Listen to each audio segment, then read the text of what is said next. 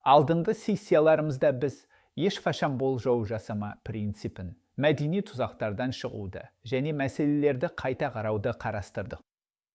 Бүгін біз осы ұғымдарды біріктіретін құрылымға тереңірек үңілеміз: экосистемалық талдау. Бірінші сабағымызда мен экожүйелік ойлауды таныстырған болатынмын. Енді біз оны толықтай дамытамыз, себебі экожүйені түсіну жасанды интеллект шешімдерінің өміршең болуы мен олардың мүлдем жойылып кетуі арасындағы басты айырмашылық болып табылады. Негізгі шындықтан бастайық. Сіздің жасанды интеллект шешіміңіз бос кеңістікке келіп жатқан жоқ. Ол экожүйеге қолданушылардың, мүдделі тұлғалардың, бәсекелестердің, инфрақұрылымның және шешіміңіздің өркендеуін немесе құрдымға кетуін анықтайтын факторлардың күрделі торына еніп жатыр. Бұған биологиялық тұрғыдан қарап көріңіз. Жаңа түр экожүйеге енгенде, оның табысқа жетуі немесе жеңіліске ұшырауы тек оның жеке қасиеттеріне ғана байланысты емес. Ол қалған факторлармен, қолжетімді ресурстармен, жыртқыштармен, қорекпен, климатпен және жер бедерімен қаншалықты үйлесетініне байланысты сәтті болады немесе жойылады. Техникалық жағынан жоғары түр өзіне ұя таба алмаса, жойылып кетуі мүмкін. Көрінетін түрде төмен түр қолда бар ұяға тамаша сәйкес келсе, гүлдене алады. Бұл AI шешімдеріне де қатысты. Мен тамаша AI жүйелерінің сәтсіздікке ұшырағанын көрдім, себебі олардың жасаушылары экожүйені түсінбеді. Ал мен қарапайым AI жүйелерінің керемет табысқа жеткенін көрдім, себебі олардың жасаушылары қай жерде орналасатынын дәл түсінді. Экожүйе талдауының 5 қабатын ұсынайын. Оларды меңгерсеңіз, кіретін нарықты түсінетін боласыз. Бірінші қабат: қолданушылар. Сіздің шешіміңізді нақты кім қолданады? Сіз кім қолданғанын қалайсыз емес, іс жүзінде кім қолданады? Бұл біз алдыңғы сабақтарда қарастырған терең эмпатияны қажет етеді. Бірақ қолданушылар біркелкі емес. Сіз қолданушы сегменттерін, мұқтаждықтары, мінез құлқы мен жағдайлары әртүрлі бөліп топтарды анықтауыңыз керек. Білім беру саласын алсақ, оқушылар, мұғалімдер және ата-аналар, бұлардың барлығы қолданушылар, бірақ олардың қажеттіліктері бір-бірінен мүлдем өзгеше. Қолданушы қабатына арналған негізгі сұрақтар: негізгі қолданушыларыңыз кім? Негізгі қолданушылардың тәжірибесі әсер ететін жанама қолданушылар кім? Олардың қазіргі мінез құлқы қандай? Оларды не ынталандырады? Олардың көңілін не қалдырады? Олар өздеріне не қажет екенін әлі білмейтін қандай нәрселер бар? Екінші деңгей: мүдделі тараптар. Мүдделі тараптар бұл сіздің шешіміңізден әсер алатын, бірақ тікелей пайдаланушылар емес адамдар мен ұйымдар. Олар сіздің өніміңізді ешқашан ұстамай-ақ, сіздің табысыңызды қамтамасыз ете немесе жоя алады. Білім технологиясында мүдделі тараптарға мектеп әкімшілігі, аудан officials, министрлік өкілдері, одақтар, ата-аналар ассоциациялары, оқулық баспалары және қазіргі технология жеткізушілері кіреді. Әрқайсысының мүдделері, ықпалы және сіздің шешіміңізге қатысты алаңдаушылықтары болуы мүмкін. Мүдделі тараптар деңгейіндегі негізгі сұрақтар: қабылдау туралы шешімдерді кім қабылдайды? Бұл шешім қабылдаушыларға кім әсер етеді? Пайдаланушылар сіздің шешіміңізді қаласа да, қабылдауды кім тоқтата алады? Кімнің мүдделері сіздің мүдделеріңізбен сәйкес келеді? Кімнің мүдделері қарама-қайшы? Мен бұл сабақты Сауд Арабиясында үйрендім. Біз ұлттық электронды оқыту орталығын құрып жаттық және біз білім министрлігінен күшті қолдау алдық. Бірақ дәстүрлі білім беру баспалары мен электронды оқытуды өз рөліне қауіп ретінде көрген діни билік органдарының ықпалын бағаламадық. Біз бұл мүдделі тараптарды қамту үшін тәсілімізді қайта жобалауға мәжбүр болдық, олармен күресудің орнына. Пайда болған шешім олардың алаңдаушылықтарын ескеру арқылы мықты болды. Мүдделі тараптарды талдау қымбатқа түсетін сәтсіздіктің алдын алды. Үшінші қабат: инфрақұрылым. Инфрақұрылым сіздің шешіміңіз жұмыс істеу үшін қажет болатын барлық нәрсе: техникалық инфрақұрылым, физикалық инфрақұрылым және әлеуметтік инфрақұрылым. Техникалық инфрақұрылым интернет байланысын, құрылғылардың қолжетімділігін, қуат сенімділігін, деректер орталықтарын және бағдарламалық платформаларды қамтиды. Сіздің шешіміңіз мақсатты нарығыңызда жоқ инфрақұрылымды ескере ме? Физикалық инфрақұрылымға көлік, ғимараттар және география кіреді. Пайдаланушылар сіздің шешіміңізді пайдалану үшін қажетті нәрселерге физикалық түрде қол жеткізе ала ма? Қазақстанның ауылдық жерлерінде фермерлер сіздің шешіміңізге қажетті интернет қамту аймақтарына жете ала ма? Әлеуметтік инфрақұрылымға сауаттылық деңгейлері, цифрлық дағдылар, технологияға деген сенім және қауымдастық құрылымдары кіреді. Сіздің шешіміңіз жоқ әлеуметтік инфрақұрылымды ескере ме? Кейбір қауымдастықтарда жеке құрылғыларды енгізу қоғамдық оқу дәстүрлерін бұзады. Инфрақұрылым қабаты үшін негізгі сұрақтар. Сіздің шешіміңізге қандай техникалық инфрақұрылым қажет? Бұл инфрақұрылым сіздің мақсатты нарығыңызда бар ма? Қандай физикалық қолжетімділік қажет? Пайдаланушыларда қандай дағдылар болуы тиіс? Қандай әлеуметтік жағдайлар болуы керек? Төртінші деңгей. Бәсекелестер бұл тек ұқсас өнімдерді сататын компаниялар емес. Бәсекелестер бұл сіздің шешіміңіз шешетін, бірдей мәселені шешетін кез келген нәрсе ештеңе істемеуді қоса алғанда. Тікелей бәсекелестер ұқсас жүйе шешімдерін ұсынады. Бірақ жанама бәсекелестер көптеген жаңашылдардың түсінгенінен гөрі маңызды. Егер сіз оқыту жүйесін құрып жатсаңыз, сіздің бәсекелестеріңіз адам мұғалімдері, оқулықтар, YouTube бейнелері, топтық оқу топтары және жай ғана оқымау болып табылады. Ең қауіпті бәсекелес көбінесе инерция болып табылады, адамдардың бұрынғыдай әрекет етуін жалғастыруы. Инерцияны жеңу үшін сіздің шешіміңіз айтарлықтай жақсы болуы керек, тек маргиналды түрде жақсы емес. Бәсекелестік қабаты үшін негізгі сұрақтар. Бұл мәселе үшін қандай шешімдер бар? Сіздің шешіміңіз болмаса, пайдаланушылар не істейді? Қазіргі шешімдерден сіздің шешіміңізге ауысу құны қанша? Неліктен біреу сіздің шешіміңізді баламалардан артық көреді? Мысал келтірейін.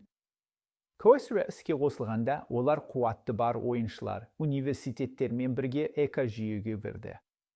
Олардың түсінігі университеттермен бәсекелес болмау, керісінше, оларға серіктес болу болды. Олар университеттердің жалғыз өзі толтыра алмайтын нишаны тапты. Жаһандық ауқым. Эдмара басқа тәсілді таңдады, олар бар сынып практикасын алмастыратын емес, оны жақсартатын коммуникациялық құрал ретінде позициялады. Мұғалімдер Эдмаудана қарсылас емес, одақтас ретінде көрді. Әр түрлі ниша, әр түрлі өмір сүру стратегиясы. Flashdojo тағы бір нишаны тапты, мінез құлықты басқару және ата-аналармен байланыс. Олар оқу басқару жүйелерімен бәсекелеспеді, оларды толықтырды. Осы компаниялардың әрқайсысы экожүйе нишасын тауып аман қалды.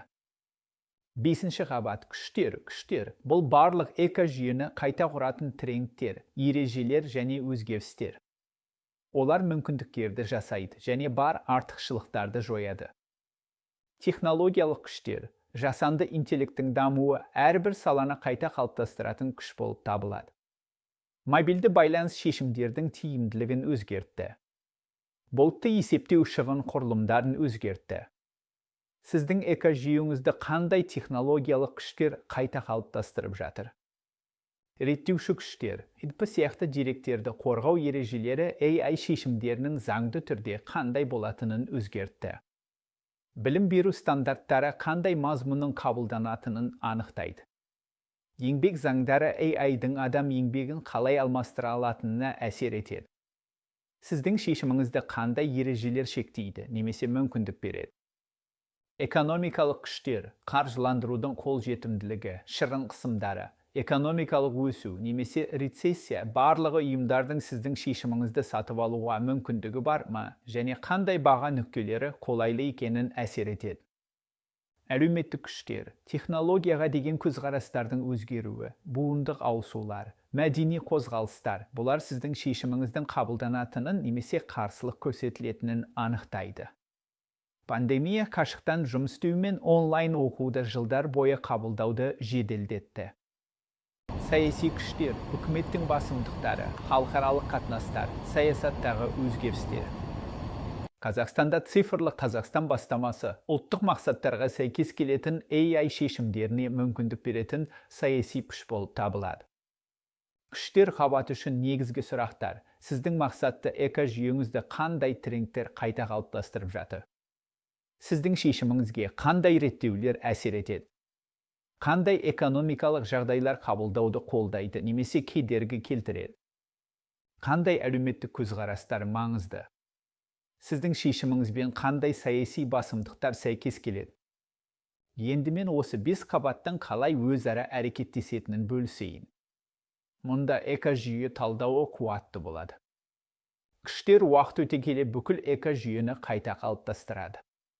Технологиялық күш, мысалы, смартфондардың кеңінен қабылдануы инфрақұрылымның қандай болатынын, қандай бәсекелестердің өміршең екенін, қандай мүдделі тараптардың маңызды екенін және пайдаланушылардың не күтетінін өзгертеді.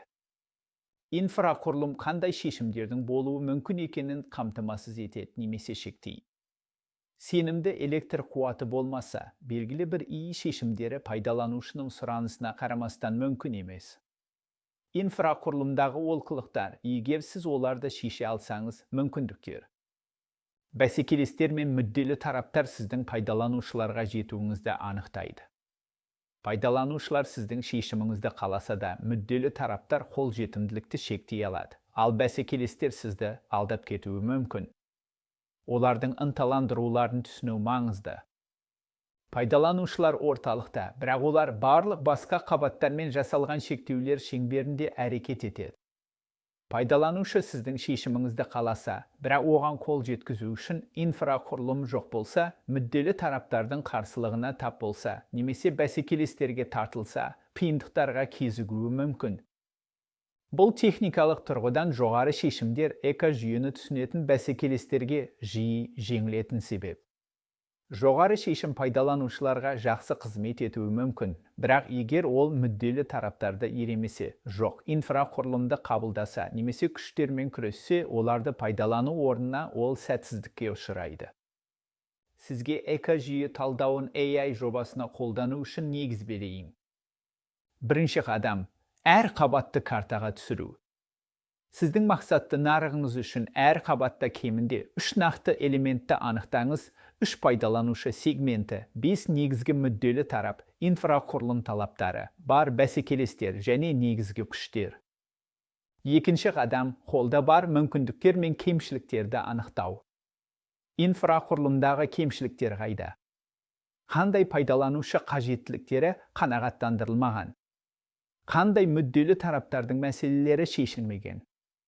Жаңа мүмкіндіктерді туындатып жатқан күштер қайда? Үшінші қадам: өз нишаңызды табыңыз. Сіздің карталауыңызға негізделгенде, қай жерде сәйкес келесіз? Сіздің мүмкіндіктеріңізге сәйкес келетін қандай ниша бар? Есіңізде болсын, сіз барлығына қызмет етуіңіз қажет емес. Сіз гүлдене алатын кеңістікті табуыңыз керек. Төртінші қадам: эволюцияны болжау. Экожүйелер өзгереді. Күштер оларды қайта ұрады. Бәсекелестер бейімделеді. Сіздің экожүйеңіз 2 жылдан кейін қалай көрінеді? 5 жылдан кейін сіздің нишаңыз тұрақты ма, әлде жоғалып кетеді ме? Қазақстандағы AI кәсіпкерлер үшін сіздің контекстіңізге тән экожүйе элементтерін сызайын. Пайдаланушылар: Қазақстанда жас, технологияға бейім тұрғындар саны артып келеді. Алматы мен Астана қалаларындағы қала тұрғындарының қажеттіліктері ауылдық аймақтардағы ауыл тұрғындарынан өзгеше. Орыс және қазақ тілдеріне деген преференциялар аймақ пен буынға байланысты өзгереді. Мүдделі тараптар: мемлекеттік министрліктер, маңызды бюджеттері бар қуатты мүдделі тараптар. Астана хабы технологиялы стартаптарға қолайлы жағдайлар жасайды. Құрылып жатқан бизнес AI-ды қауіп немесе мүмкіндік ретінде көруі мүмкін. Бұл сіздің позицияңызға байланысты. Инфрақұрылым, мобильді байланыс деңгейі жоғары 90%-дан астам. Интернет байланысы қалалық және ауылдық аймақтар арасында айтарлықтай өзгерер. Деректер орталықтарымен бұлтты инфрақұрылым дамып келеді. Қаржылық инфрақұрылым цифрлық төлемдерді қолдайды. Бәсекелестер, халықаралық шешімдері бар, бірақ көбінесе локализацияланбаған. Орыс тіліндегі бәсекелестер нарықтың бір бөлігін қамтиды. Жергілікті бәсекелестер пайда болуда, бірақ нарық әлі де көптеген вертикалдарда тығыз емес. Күштер, цифрлы Қазақстан қабылдауға саяси қолайлы жағдайлар жасайды. Экономикалық әртараптандыру басымдықтары технологиялық дамуды қолдайды. Аймақтық геосаясат халықаралық серіктестіктердің қайсының мүмкін екенін әсер етеді. Бұл бастапқы нүкте толық талдау емес. Сіздің нақты вертикалыңызда әртүрлі экожүйе динамикасы болады. Бірақ бұл құрылым сізге кез келген нарықты жүйелі түрде талдауға мүмкіндік береді. Міне осы сессиядан кейінгі сіздің тапсырмаңыз. Сіздің AI жобасыңыз үшін экожүйе анализі канвасын жасаңыз. 5 қабаттың әрқайсысы үшін пайдаланушылар, мүдделі тараптар, инфрақұрылым, бәсекелестер және күштер кемінде 3 нақты элементті анықтаңыз. Содан кейін жауап беріңіз. Осы анализден қандай ниша пайда болады? Басқалар жіберіп алған мүмкіндік қайда? Смайл қатысу үшін осы модульде 5 қабатты картаға түсірілген экожүйе анализі канвасыңызды орналастырыңыз. 3 әріптесіңіздің анализдеріне пікір қалдырыңыз. Олар жіберіп алған соқыр жерлерді немесе қосымша элементтерді анықтаңыз. 3 әріптесіңіздің submissionсын толықтығымен түсінігіне негізделіп бағалаңыз. Бұл ұжымдық экожүйе карталауы біз ешқайсымыз жеке көре алмаған үлгілерді ашып көрсетеді. Ресурстар. Майкл Партердің 5 шеңбері бәсекелестікті талдаудың классикалық тәсілін ұсынады. Рон Аднердің кең көзқарас экожүйе тәуелділіктерінің инновациялық табысқа қалай әсер ететінін зерттейді. Ал дамушы нарық экожүйелер үшін арнайы Тарун Ханнаның дамушы нарықтарда жеңу институционалдық бос орындарды, ерекше мүмкіндіктерді тудыратын мәселелерді қарастырады. Сөз соңын мына оймен түйіндеуге рұқсат етіңіз. Биологияда ең мықтылар немесе ең ақылдылар емес, өз ортасына ең жақсы бейімделген түрлері ғана аман қалады. Жасанды интеллект шешімдеріне қатысты да дәл осыны айтуға болады. Сіздің иіңіз ең күрделі болуы міндетті емес. Ол экожүйесіне сай болуға тиіс, пайдаланушыларға қызмет көрсету, мүдделі тараптарды қанағаттандыру, инфрақұрылым шектеулерінде жұмыс істеу, бәсекелестерден ерекшелену және қолайлы күштерді пайдалану. Экожүйені талдау бұл сіздің қайда орналасатыныңызды табудың жолы. Ал қайда орналасатыныңызды табу бұл сіздің тіршілік етуіңіз. Егер біз елестете алсақ, біз оны жүзеге асыра аламыз. Бірақ алдымен біздің қиялымыз тамыр жаюы тиіс, экожүйені түсінуіміз керек.